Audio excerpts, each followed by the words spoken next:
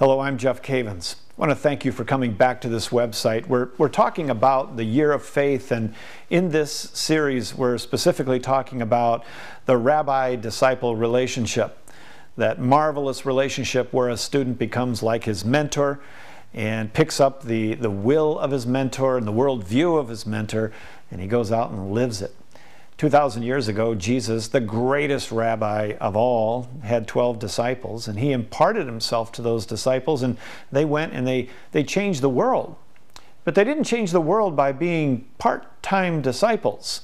They didn't sign up for a class once a week or go to church once a week and change the world.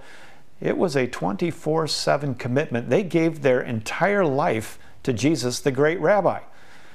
In this installment, I want to challenge you about your relationship with the Lord. Recently, I was reading a book and I was challenged by this scenario of meeting Jesus at Starbucks, or any coffee shop for that matter. What if you were to walk into a coffee shop and you're getting ready to pay for your skinny chai latte, and all of a sudden you look over to the left and you do a double take, and you think you saw Jesus, and you say to the person at the counter, "Is that who she says, yeah, that's him. Comes in here all the time." I said, "Just a minute." And I go over and I begin to talk to Jesus. Now, what would that introduction be like? Think about it for a moment. I've been serving the Lord as an adult for over 35 years, praying, teaching. I was even a Protestant pastor for a while. If I saw him at the coffee shop, would I walk over to him and would I have to introduce myself?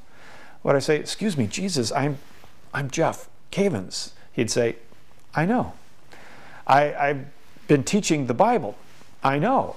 I go to St. Vincent's Catholic. I know." Or would it be a continuation of my relationship with him with simply the eyes opened up to what he might look like in front of me? I got to thinking about that and how close I am to Jesus and how often I meet with him in prayer. One of the marks of a disciple is prayer. One of the marks of a disciple is relationship with the rabbi. Now, if I sat down with the Lord and started talking to him at the coffee shop, eventually it's going to get around to our relationship. And what if the Lord said to me, what if he said to you at that coffee shop, he said, "Jeff, Betty, Sue, Mary, Don, Gary, Mark, John, where are you at in this relationship?" If Jesus looked you right in the eye and said, "Where are you at with me? I know that you love me, and I know that you're Catholic, but where are you at?" Now, I might say to him, "Well, Lord, I think you know where I'm at. I'm committed to you." But what if he said, "Then why don't we get together?" You see, one of the marks of a disciple of Jesus is that intimate relationship. It's that routine of walking with him and talking with him and being with him. It isn't just part-time. And what if Jesus looked at you across that coffee table, if he looked at you right in the eye and said, "Listen, I'm inviting you personally to be my disciple." And knowing what a disciple is, and that is someone who leaves everything and follows him 24/7, conscious of him every moment of the day. Every encounter that you have, you're conscious of the fact that you are his disciple. You are a missionary sent from heaven to the world. What would that mean if he looked at you and said, "I'm inviting you today, 2013, to be my disciple"? What would you say?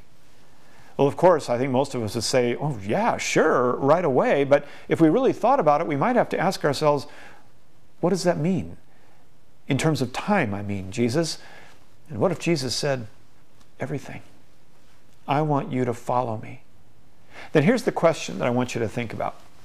If Jesus asked you at the coffee shop, "Will you be my disciple? Will you follow me? Will you respond to my lech acharai, come follow me?" If you said yes, then answer this question. Will tomorrow look the same as yesterday? Let me say that again. If Jesus asked you, "Will you be my disciple?" and you said yes, will tomorrow look the same as yesterday? It can't, can it? And why not? Because suddenly you are aware that you have made a commitment to Jesus And what's the first thing you're going to ask when you wake up tomorrow morning? Not where USA Today paper is, not where's my coffee, where's Jesus? Now, I fall short in this area so often, and this is a challenge not only to myself, but I'm challenging you, but I'm challenging myself. I want to be that kind of a disciple. So that when I say yes to Jesus, to follow him, as we get ready to end this year of faith, I want new patterns established. I want that renewed relationship of walking in faith. Not just believing certain things about the church and about Jesus, but I want that relationship. I want that coffee shop relationship where I'm the friend of Jesus. I'm the disciple of Jesus. And when people see my life, they see Jesus. So on this installment, I just wanted to challenge you. Where are you at in your relationship with Jesus? Is it part-time or is it full-time? And if it's full-time, you've got to establish a time of prayer.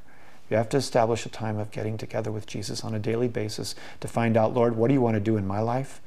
And what do you want to do in and through me today? God bless you.